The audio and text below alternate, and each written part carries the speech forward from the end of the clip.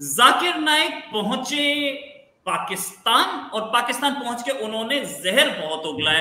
वैसे तो वो एक छोटी छोटी बच्चियों के लिए भी बहुत कुछ बोले कि हाँ ये तो गैर महरम है, छोटी बच्चियों के। एक ऐसे रिलीजन को फॉलो करने वाला आदमी जिसके चीफ प्रॉफिट मोहम्मद थे और उन्होंने अपनी एडॉप्टेड बेटी को अपनी सगी बेटी से ज्यादा पाला था। ये भी बोल सकते थे कि ठीक है ये मैं इनके लिए पिता के बराबर हूं, लेकिन नहीं, इन्होंने नहीं बोला। पता नहीं कहां से एजुकेशन लेके आते हैं ये। इन्होंने ये भी बोला, हिंदू धर्म के खिलाफ तो हमेशा बोलते रहते, लेकिन पाकिस्तान में खड़े होके, पाकिस्तान में बोला जाता है ना कि सारे के सारे माइनॉरिटीज और सारे रिलीजन बराबर हैं।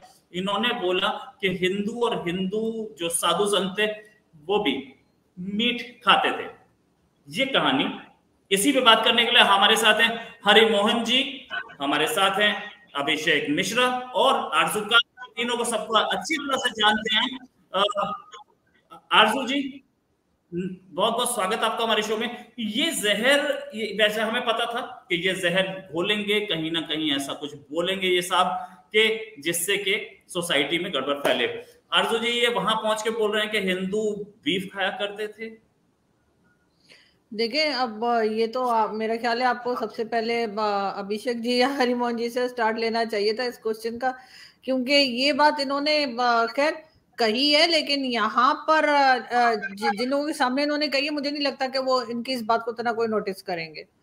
और यहाँ पे पहले से ही बहुत से लोग ऐसे मौजूद हैं जो जाकिर नाइक से भी ज्यादा जहर उगलते हैं, और वो मौलवी मौलाना भी नहीं है। मजे की बात ये फैसल रजा अब्दी, आप उनका क्लिप देख लीजिए, आज बहुत वायरल है उन्होंने जो टीवी चैनल पे बैठ के जिस तरह से भारत और भारत में रहने वालों के बारे में या हिंदू कम्युनिटी के बारे में बातें की हैं। तो ये कहना कि सिर्फ मुल्ला या मौलवी होना या सो कॉल्ड रिलीजियस स्कॉलर होना जो है वही काफी है इस किस्म की बातें करने के लिए, तो मेरे ख्याल ऐसा नहीं है। यहाँ पे तो इस वक्त तो मैं बल्कि फैसल रजा अब्दी के नंबर को ढूंढने में लगी हूँ कि मुझे मिल जाए तो जरा मैं उनको इनवाइट करूं और जरा खैरियत पूछूं उनसे। लेकिन ये जरूर है कि इन्होंने अभी तो स्टार्ट हुई है, अभी तो पार्टी शुरू ये कहना चाहिए, इसलिए कि अभी तो ये आए हैं और आते के साथ इन्होंने काम शुरू कर दिए। तो मेरा ख्याल है अभी बहुत दिन है इनको यहाँ पे, ये 28 तारीख तक इधर ही है पाकिस्तान में ही, और ये क्या क्या गुल खिलाएंगे वो मेरा ख्याल है हम लोग सभी उसके ऊपर एक नजर रखेंगे। राइट। एक चीज और हमारा आप सबसे निवेदन है कि मेरे चैनल को जाके सब्सक्राइब करें, लाइक करें इस प्रोग्राम को और शेयर जरूर करें। साथ में हरिमोहन जी का चैनल ज्योतिर्मय, उसको लाइक करें, सब्सक्राइब करें, शेयर करें। आरजू कास्मिक अपना चैनल, उसको तो आप जानते ही हैं, उसको जल्दी से जल्दी 1 मिलियन पे पहुंचाने का काम करें। अभिषेक मिश्रा जी हैं, इनके चैनल को लाइक करें और वो बेल आइकन हिला दें। तो अभिषेक जी आपसे एक क्वेश्चन, ये आपका ये जो आपने पिछली बार भी मेरी आपसे बात हुई थी, ये मिस इन्फॉर्मेशन क्यों फैलाई जाती है कि हिंदू जो है मीट खाते थे या बीफ खाते थे, क्या ये सच में खाते थे?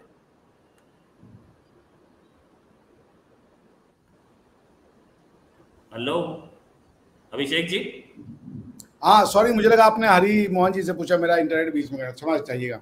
देखिए मैं आपका प्रश्न सुन लिया मैंने दादा। मैं आपसे ये बात कहना चाहता हूँ और ये बात थोड़ी कड़वी है पर बोली जानी चाहिए। भारत का जो मुसलमान है, वो मेरे दोस्त ने बताया था, वो रिएक्शनरी मुसलमान है, उसको इस्लाम से कोई लेना देना नहीं है, वो खाली हिंदुओं की दुश्मनी को वो इस्लाम समझ रहा है।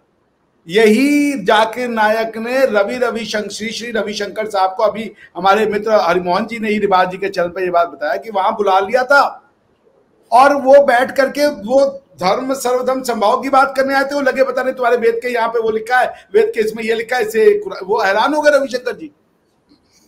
पॉइंट ये कि भारतीय कौन है, हिंदू कौन है। बेसिकली हिंदुओं की सबसे बड़ी गलती है कि वो ये कहता है तुम्हारा भी सच है और मेरा भी सच है। वो कभी दूसरों के उसमें कमी नहीं निकालता। रिलीजन में अगर वो निकालना शुरू करे तो 76 पंक्चर के वो किए जा सकते हैं, आप उसका जवाब नहीं दे पाएंगे। पॉइंट ये है कि ये जो भारत का मुसलमान है, मैं पाकिस्तान के मुसलमान को भारत का ही मुसलमान कहता हूं, उसकी एक आइडेंटिटी है भारत की तबाही। थ्योरेटिकली धार्मिक रूप से वो एक ही चीज में है। उसके मैंने पहले भी कहा है कि भारत को उसका एक ही आइडेंटिटी, हम इंडियन नहीं है और उसके अलावा पाकिस्तान होने का कोई डेफिनेशन पॉसिबल नहीं है। क्योंकि अगर आप पाकिस्तानी होने का डेफिनेशन देंगे ला इलाहा इल्लल्लाह, तो फिर इसका मतलब है सऊदीया के लोग भी पाकिस्तानी बन जाएंगे। क्योंकि वो भी ला इलाहा इल्लल्लाह मोहम्मद रसूलुल्लाह ही पढ़ रहे हैं, उस हिसाब से तुर्की भी पाकिस्तानी बन जाएगा, उस हिसाब से बंगाली भी पाकिस्तानी बन जाएगा, उस हिसाब से अफगानी भी पाकिस्तानी बन जाएगा, विच इज नॉट पॉसिबल। ला इलाहा इल्लल्लाह का पाकिस्तान का मतलब क्या, ला इलाहा इल्लल्लाह हो ही नहीं सकता, मगर पाकिस्तान की प्रॉब्लम है वो, क्योंकि वो थियोरेटिकली ही मिसकंसीव्ड कंट्री है। अब लोग क्यों कह रहे हैं कि हिंदू गाय खाता है? भाई गाय को हिंदू नहीं खाना और अपनी वो बात समझता, सिंपल सा कॉन्सेप्ट है कि तुम दूध पीते हो अपनी मां के बाद गाय का, पोषक तत्व है उसका, घी भी बना के खाते हो जिससे शरीर में पोषण लगता है। तो ये सिंपल सी कॉमन सेंस की बात है कि तुमने यदि किसी का दूध पिया है तो तुम उसका अपनी मां के तुल्य मानते हो। अब ये तुम्हारी भलाई है कि तुम गाय का दूध भी पी लो, अपने बच्चे को दूध भी पिला लो बचपन में गाय का, और उसके बाद उसको ये भी सिखाओ कि गाय को मार के खा लो। अगर तुम्हारी ये शिक्षा है तो बहुत बहुत मुबारक हो तुम्हें। ऐसा नहीं है कि सिर्फ हिंदू ही कहता है गाय मत खाओ, हर धर्म में, हर सोसाइटी में कोई ना कोई जीव बैंड है खाने के लिए। इस्लाम में या यहूदिज्म में आप सुअर नहीं खा सकते, या कोई भी ऐसा जीव नहीं खा सकते जिसके हूफ हो। नॉर्मली ये है जो लॉ ऑफ कोशेर है, जिसको कि बाद में अडॉप्ट किया गया इस्लाम में भी। कोशेर लॉ में है कि आप सुअर नहीं खा सकते, जू भी सुअर नहीं खाता और मुस्लिम भी सुअर नहीं खाता। तो अगर हिंदू गाय नहीं खाता तो उसमें क्या प्रॉब्लम है?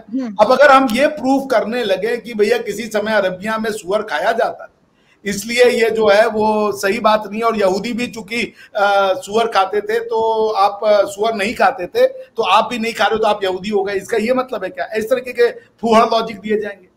चूंकि यहूदी सुअर नहीं खाता तो आप भी नहीं खाते हो तो आप बेसिकली यहूदी बन गए, ये क्या लॉजिक है? एक चीज में, हाँ एक चीज मैं कह सकती हूँ?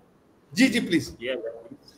अच्छा, मुझे मेरे एक इंडियन फ्रेंड, ठीक है, मेरे एक इंडियन फ्रेंड है बड़े अच्छे, उन्होंने मुझे एक बार ये कहा कि बहुत सालों पहले जो हिंदू कम्युनिटी थी या जो हिंदूज थे वो बीफ खाते थे।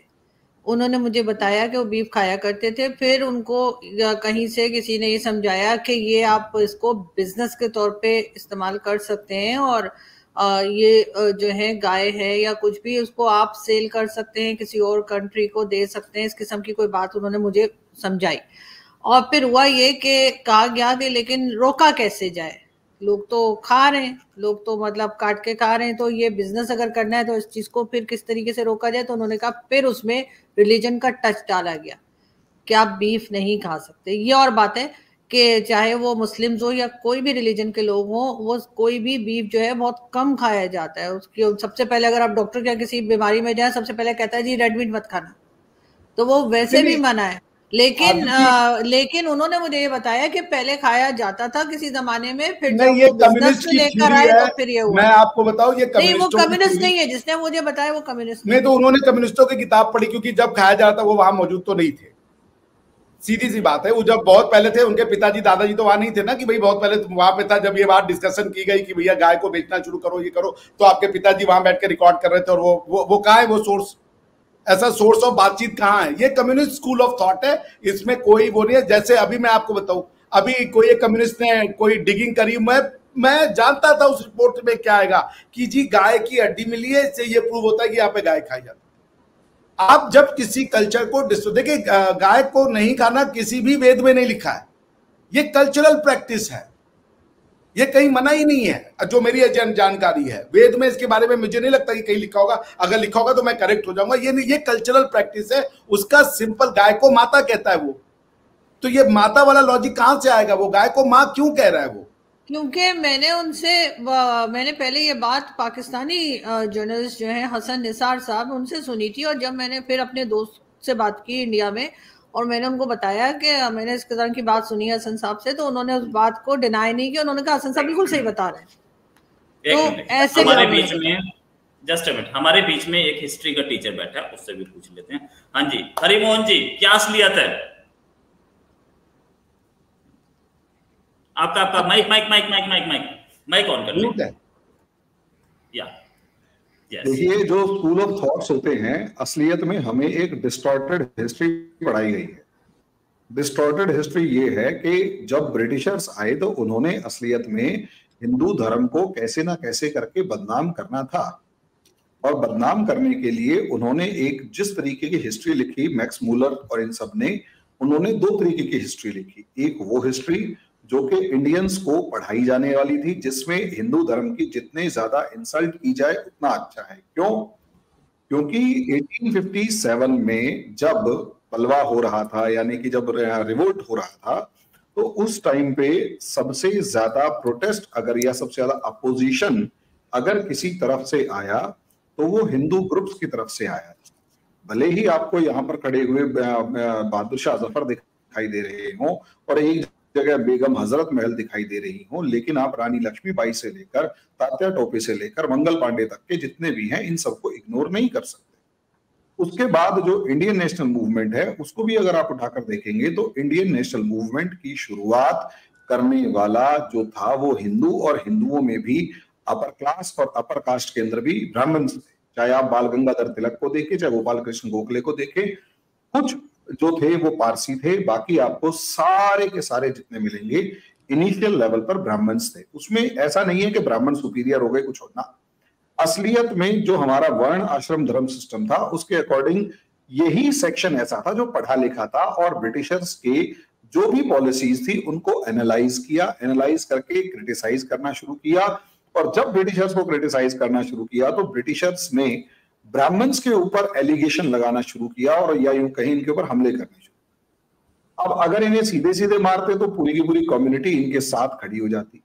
लेकिन प्रॉब्लम यह है कि अगर इन्हें सीधे सीधे मारने की जगह पूरी हिंदू कम्युनिटी को इनका दुश्मन बनाया गया और ब्राह्मणिज्म को गाली बकवाई थी। एक बात। दूसरी बात, जो मुस्लिम्स हैं उनको हिंदू वर्सेस मुस्लिम करवाया गया, और मुस्लिम्स को जानबूझकर अगर आप देखेंगे तो भड़काया गया इस चीज को कहके। हालांकि देखिए, इस्लाम का एक बेसिक नेचर है, वो दुनिया की किसी भी फिलोसॉफी को नहीं मानता।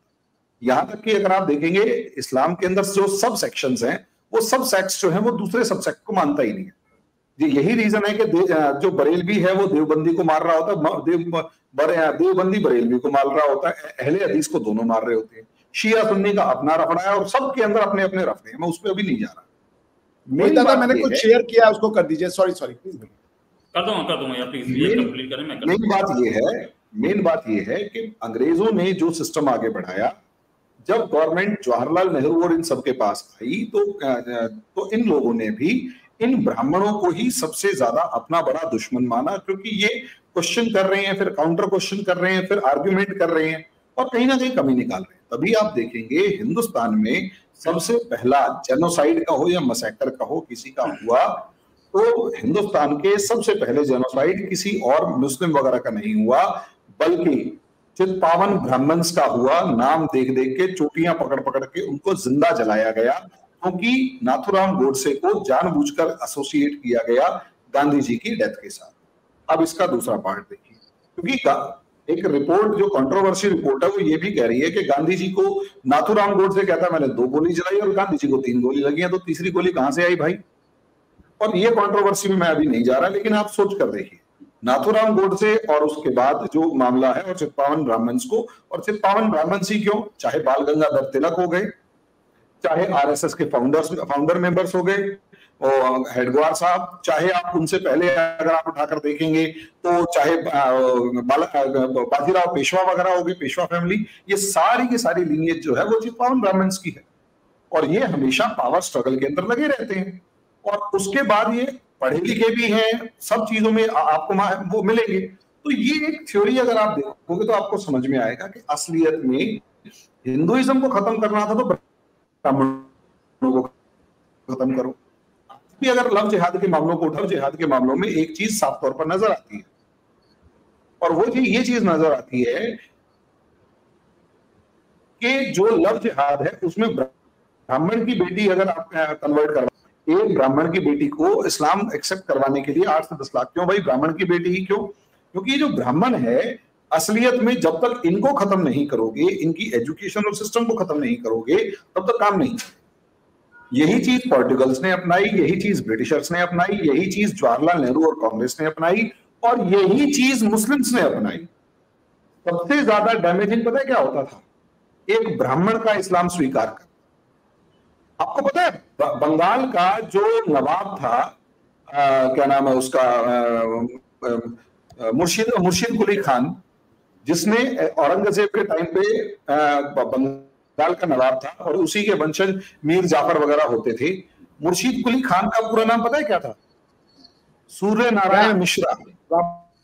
ये जब सूर्य नारायण मिश्रा मुर्शिद कुली खान बना, सूर्य नारायण मिश्रा जब मुर्शिद कुली खान बना, यानी एक ब्राह्मण ने इस्लाम एक्सेप्ट किया, तो पूरे बंगाल के अंदर एक लहर सी आ गई ब्राह्मण इस्लाम एक्सेप्ट करने की। तो ये जो चीज आप देख रहे हैं, ये असलियत में उस नैरेटिव वॉर का एक पार्ट है। अब इसे नेक्स्ट पार्ट में देखिए। नेक्स्ट पार्ट यहां पर ये है कि इन ब्राह्मणों के ऊपर ही क्यों सारे एलिगेशन लग रहे हैं, अटैक कर रहे हैं। तो देखिए सीधी सी बात ये है कि ब्राह्मण और साधु संत, जैसे पूरे पाकिस्तान, जैसे इस्लाम के अंदर मौलाना, मुफ्ती, मौलवी, काजी और ये खलीफा हैं, जैसे ईसाइयत के अंदर, क्रिश्चियनिटी के अंदर जो है वो क्या नाम है क्या कहते हैं उसको, पादरी हैं, फादर हैं। इसी तरीके से ज्यूज के अंदर भी है। हर धर्म के अंदर एक प्रीस्टली क्लास होती है। उस धर्म को खत्म करना चाहते हैं तो तलवार के दम पर वो धर्म खत्म हो या ना हो, उसकी प्रीस्टली क्लास को इतना ज्यादा डिफेम कर दो, इतना ज्यादा डिफेम कर दो, इतना ज्यादा क्रिटिसाइज कर दो कि वो सोच ही ना पाए कि अल्टीमेटली काम क्या, मतलब मामला क्या है।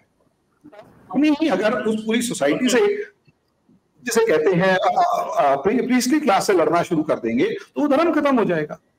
जाकिर नाइक पे गायें ही क्यों? देखिए, एक पहली बार ऐसा हो रहा है कि हिंदू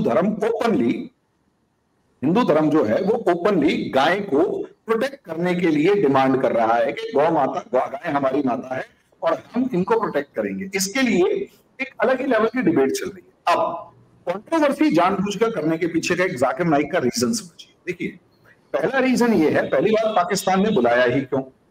तो पाकिस्तान ने एक ऐसे टाइम में बुलाया 2016 से लेकर अब तक, ठीक है, 2016 से लेकर अब तक पाकिस्तान ने इसलिए नहीं बुलाया क्योंकि अभी तक जाकिर नाइक की पाकिस्तान में कोई जरूरत नहीं। अब इसलिए अब क्यों बुलाया? देखिए, मेरे को बड़ा अच्छा सा एक फैक्ट पता लगा कि ये है अहले हदीस। जो अलग अलग सेक्ट्स हैं उसमें से एक सेक्ट है जो है इस्लाम का, वो है अहले हदीस।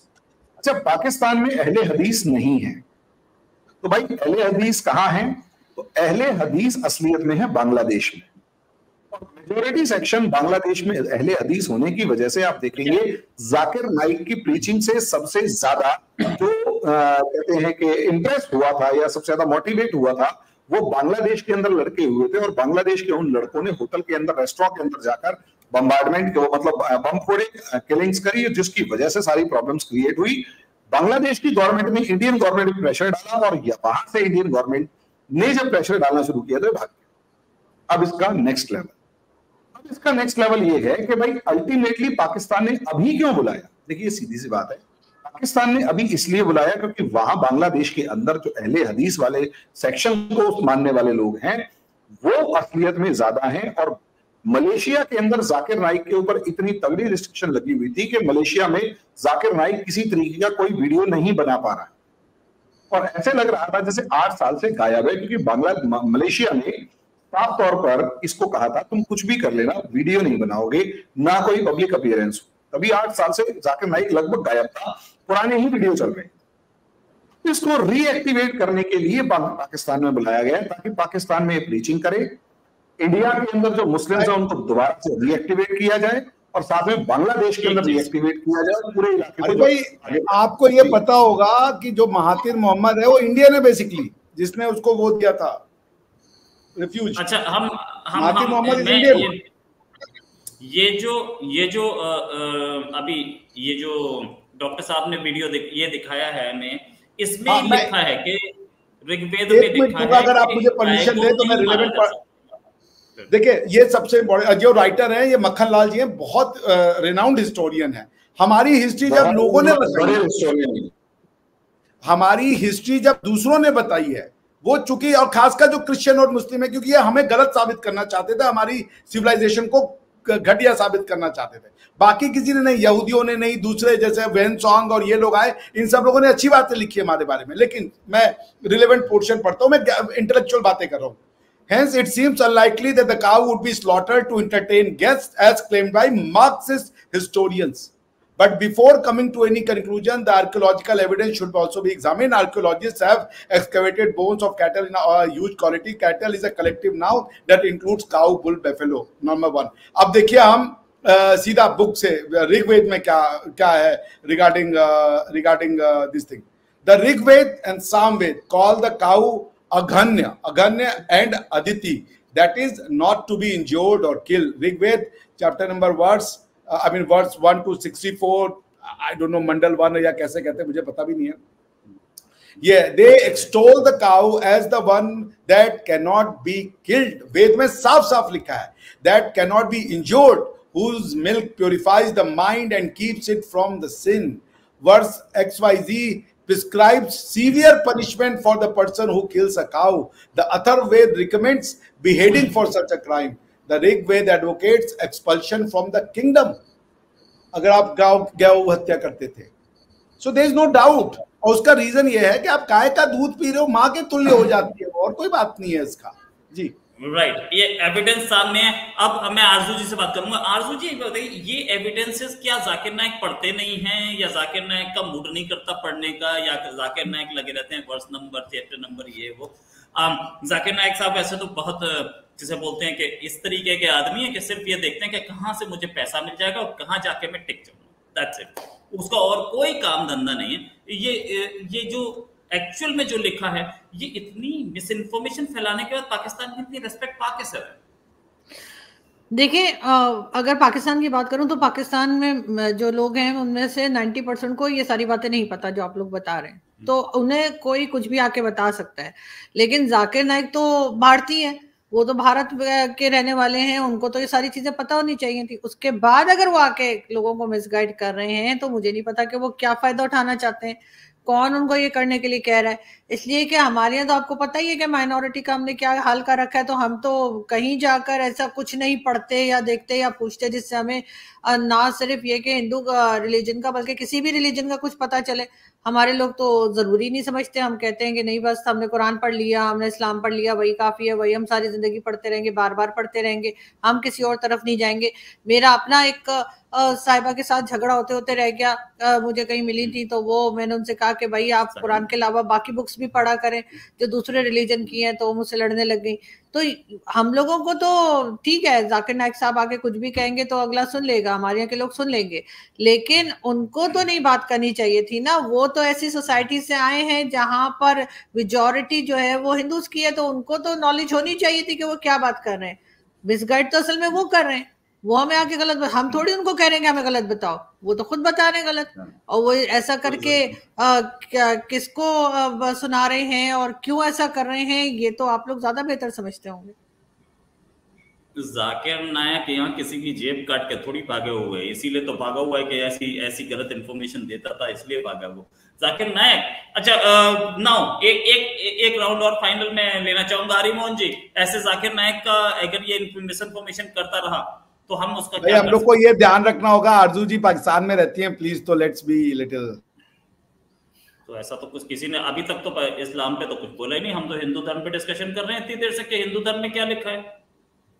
या हरिमोहन जी, नहीं सही जी, या कुछ आप बोलना चाह रहे हैं तो प्लीज कंटिन्यू. नहीं, मैं यही कह रही थी कि नहीं, वो रॉय ठीक करें, हम लोग कोई इस्लाम पे डिस्कस नहीं करें, लेकिन बाहर एक इंडियन जो है वो जाकिर नाइक को यहाँ आकर और उनको ये डिसइंफॉर्मेशन नहीं देनी चाहिए थी.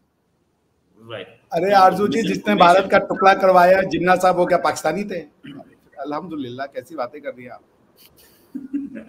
अल्लाह का वास्ता है, AKW है आपका, AKW फेमस हो रहा है. राइट हरिमोहन जी, यस. ये मिसइंफॉर्मेशन कैसे ये इस्लाम के लोगों, इंडियन मुस्लिम्स और पाकिस्तानी मुस्लिम इस मिसइंफॉर्मेशन पे बिलीव भी करते हैं, ये कैसे? हरिमोहन जी. सर, मैं बार बार आपको कह रहा हूं कि ये जो भी जाकिर नाइक बोल रहा है, इसका पाकिस्तान के मुसलमानों के ऊपर कोई इंप्रेशन क्रिएट करने का कोई ऑब्जेक्टिव नहीं है. मैं बार बार कह रहा हूं कि जो जाकिर नाइक पाकिस्तान गया है, वहां पर उसका ऑब्जेक्टिव पाकिस्तान के मुसलमान किसी भी तरीके से नहीं है. उसका पूरा ऑब्जेक्टिव सिर्फ एक है और वो है हिंदुस्तान के मुसलमान. और हिंदुस्तान के मुसलमान जो हिंदुस्तान के अंदर रह के असलियत में हिंदुओं के बीच में रह रहे हैं और कहीं ना कहीं किसी ना किसी तरीके से बीजेपी की गवर्नमेंट के अगेंस्ट एक माइंडसेट बनाकर बैठे हुए हैं।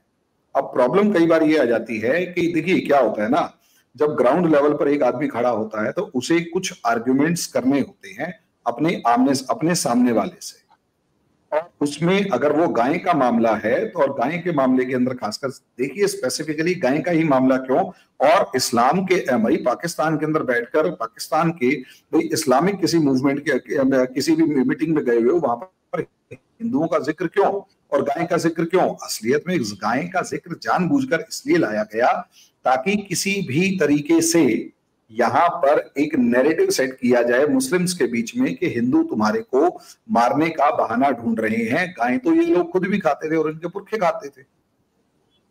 ठीक है, इस चीज को हमें समझना होगा। और पिछले कुछ दिनों में आप और हम इस चीज को नोटिस कर रहे हैं कि इंडिया में बड़ी अजीब अजीब हरकतें हो रही है। जैसे आज पहला नवरात्रा है और ये हमें ध्यान रखना पड़ेगा, जाकिर नाइक ने ये जो बयान है ये पहले नवरात्रे वाले दिन दिया है, यानी आज हम देवियों की पूजा करना जो शुरू कर रहे हैं उस पर्टिकुलर डे पे एक कंट्रोवर्शियल बयान देना। दूसरा, हम इस चीज को नोटिस करेंगे कि जितने भी दुर्गा पूजा शुरू होने वाली थी वहां कई पंडालों के अंदर गाय के खुर या गाय का सर कटा हुआ दिखाई दिया है। बांग्लादेश के अंदर तो दुर्गा पूजा को बैन ही करवा दिया। तो आप इस चीज को समझिए, जानबूझकर बहुत ही सिस्टमैटिक मैनर में गाय को दोबारा से एक पॉलिटिकल डिस्कोर्स का, पॉलिटिकल डिस्कशन का हिस्सा बनाया जा रहा है। और अगर हम इस चीज को समझ रहे हैं, मतलब हम देख रहे हैं कि इस चीज को समझने की जरूरत है कि कितना बड़ा एक जिसे कहते हैं हमारी सोसाइटी को क्लैश की तरफ ले जाने का एफर्ट है। और जानबूझकर, मैं अभी भी कह रहा हूं, जैसे आरजू जी कह रही है कि वो 28 अक्टूबर तक रुकेगा, पहले मुझे जहां तक पता लगा था वो 20 अक्टूबर तक रुकने वाला था। 8 दिन का प्रोग्राम बढ़ा दिया गया है और अभी भी मैं इस चीज में शर्त लगाने के लिए तैयार हूं कि हो सकता है 28 अक्टूबर के बाद फिर उसे बढ़ाया जाए और धीरे धीरे बढ़ाते बढ़ाते उसे वापस ना भेजा जाए, मुझे ऐसा लग रहा है। और जो राशन पानी लाने की जरूरत क्या है? दामाद बना के बुलाया गया है भाई, हिंदुस्तान का जो दुश्मन है पाकिस्तान का दामाद है, खत्म।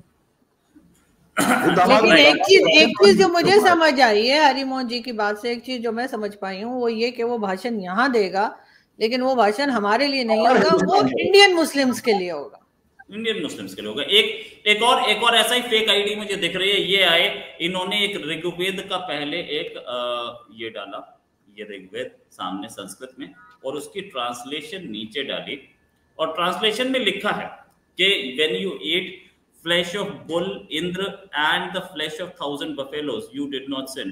अच्छा, ऋग्वेद में हरिमोहन जी यहाँ बैठे, कहीं बफेलो का जिक्र, कहीं भैंस का जिक्र किसी वेद में? क्योंकि भैंस तो अफ्रीकन एनिमल करती थी उस जमाने में। आप वो वर्ड्स फिर से दिखाइए, मैं उसको क्रॉस चेक करता हूं। ये आप वर्ड्स ये लीजिए, ये रिफिक्स आप देख लीजिए, मैं इसको कॉपी करना चाहूंगा। Let me come back on it. आप लोग तब तक बात कीजिए।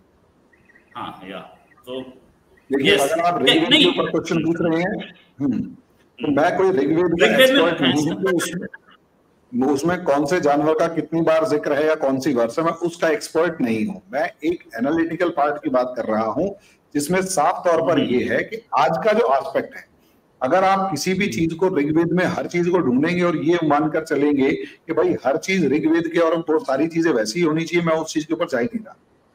मगर हरिमोहन जी एक चीज, वो जो स्टेटमेंट यहाँ से दे रहे हैं भारत के मुसलमानों के लिए, वो जहाँ रहते थे वहां बैठ के भी तो दे सकते थे, इसके लिए पाकिस्तान आना क्यों जरूरी लगा आपके ख्याल से? आप समझे नहीं, इंडिया के अंदर अगर कांग्रेस गवर्नमेंट होती, इंडिया में अगर ये कांग्रेस गवर्नमेंट होती तो ये 10 जनपद पर बैठ के ये बयान दे रहे होते।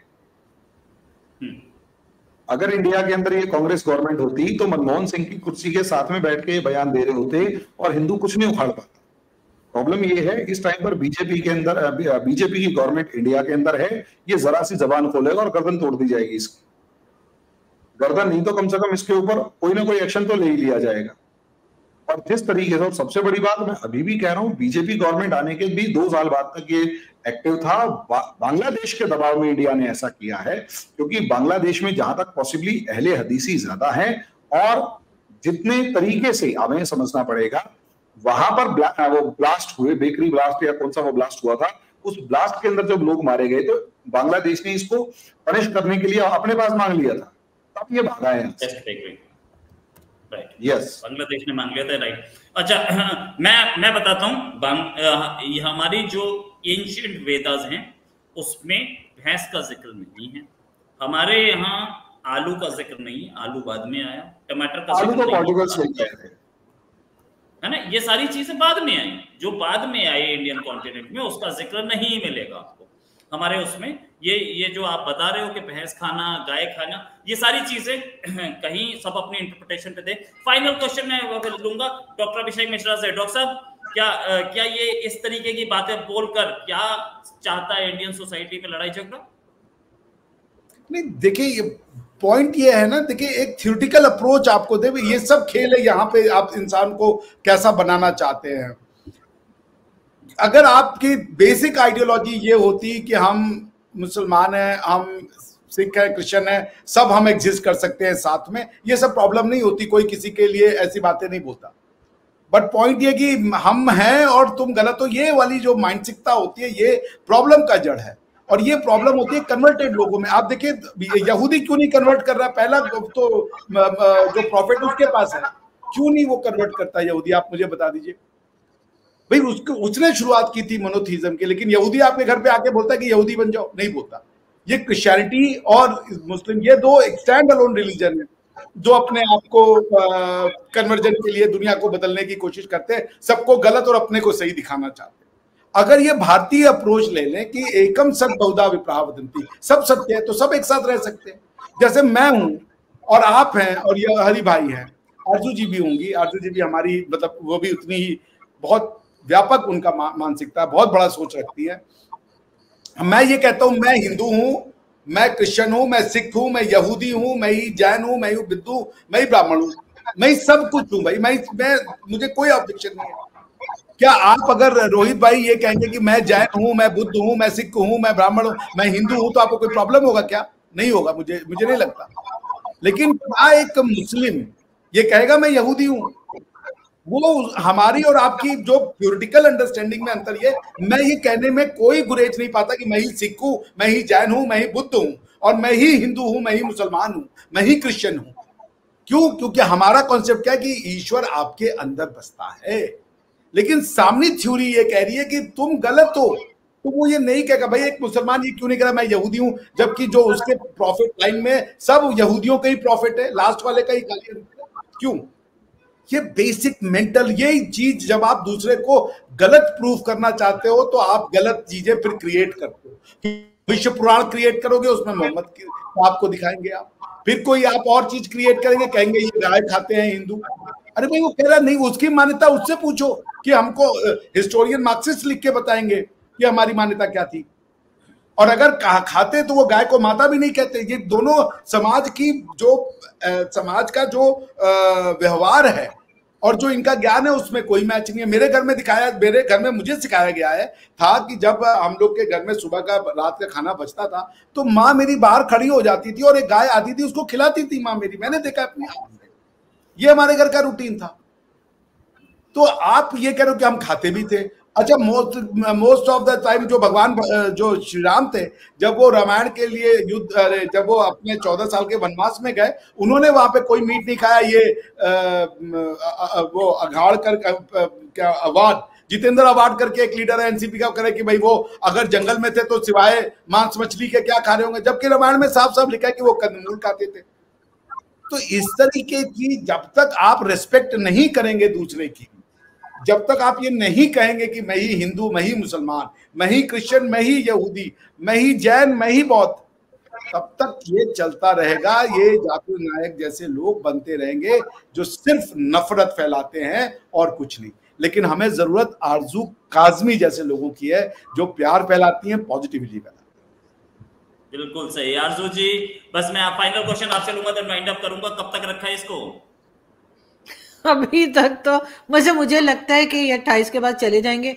हरिमोहन जी को ऐसा लग रहा है कि और रुक जाएंगे, लेकिन मुझे नहीं लगता कि इनको और रखा जाएगा, इसलिए कि ये इतने ही दिनों में इतने कुछ बोल चुके होंगे कि इनको फिर वापस ही भेजा जाएगा। और वैसे भी अभी भी काफी पाकिस्तानी ऐसे हैं जो इनके आने को पसंद नहीं कर रहे, तो मुझे ज्यादा दिन रुकते हुए नहीं लग रहे, सिर्फ अक्टूबर ही गुजारेंगे। आरजू जी, अगर ये 28 तारीख तक रुक गया ना, 28 तारीख के बाद रुक गया, ठीक है, तो आप इंडिया आके हनुमान मंदिर पे हम सबको कचौड़ी खिलाओगे, ठीक है ना? ठीक है, डन। राइट, थैंक्स अ ये लॉट। ज्यादा कचौड़ी तो मुझे बहुत पसंद है, वो मैं जहाँ कहेंगे वहां आके खिलाता हूँ। ओह या 100% बिल्कुल अरे आप सही। लोग को AKW BKW, मैंने सुबह से कुछ खाया नहीं, कचौड़ी की बातें कर रहे हैं आप पेट में। मुझे बहुत कचौड़ी पसंद है, आपने क्या नाम ले दिया मेरे सामने। अलग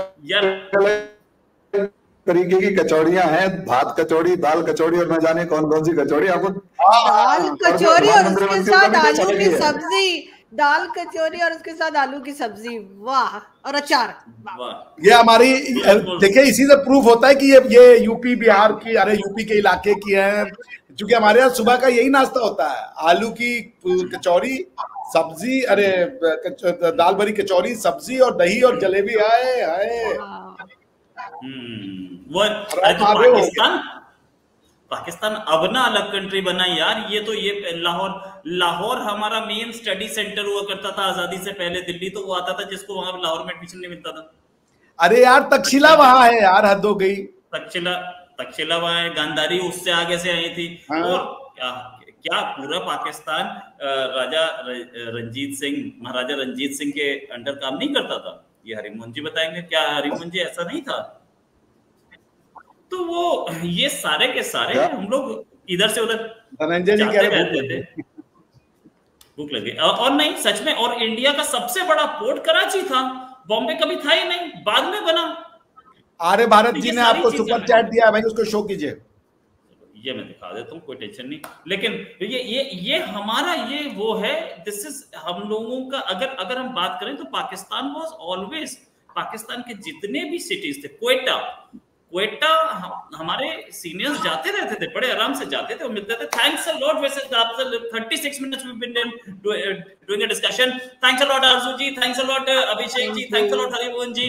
आरजू जी का चैनल आरजू काजमी, अभिषेक जी का चैनल अभिषेक मिश्रा लॉ, और हरिमोहन जी का चैनल ज्योतिर्मय, और मेरा चैनल भी लाइक करें, सब्सक्राइब करें और इसको जरूर शेयर करें। हम चारों लोग आपके लिए हैं और आपको लेटेस्ट इंफॉर्मेशन लाते रहेंगे, हरिमोहन जी के चैनल पे भी और अभिषेक जी के चैनल पे और आरजू जी के चैनल पे भी।